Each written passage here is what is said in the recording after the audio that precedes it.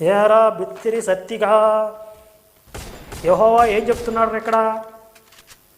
ఆమ్లాకేయులు అనేవాళ్ళు ఇశ్రాయేలీయులకు ఎప్పుడో ఏదో చేశారంట. అంటే సౌలు కాలానికి ఇశ్రాయేలీయులు ఐగుప్తులో నుంచి బయటకు వచ్చినప్పుడు ఆమ్లాకేయులు వాళ్ళ మీద యుద్ధం చేశారు. అది జరిగి సౌలు కాలానికి ఎన్ని సంవత్సరాలు అవుతుంది? 400 సంవత్సరాలు అవుతుంది. అంటే ఇశ్రాయేలీయుల మీద యుద్ధం చేసిన ఆమ్లాకేయులు ఉన్నారా? చచ్చిపోయారు. ఎవరో తాత ముత్తాతలు చేసిన దానికి ఇప్పుడు యెహోవా ఏం చెప్తున్నాడు?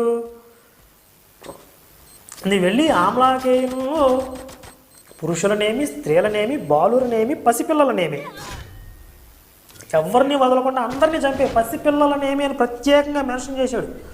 ఎందుకో తెలుసా? మళ్ళీ పసిపిల్లలని జాలి తెలిసి వదిలేస్తారేమో అని పసిపిల్లల్ని కూడా చంపమని యెహోవా చెప్పాడు.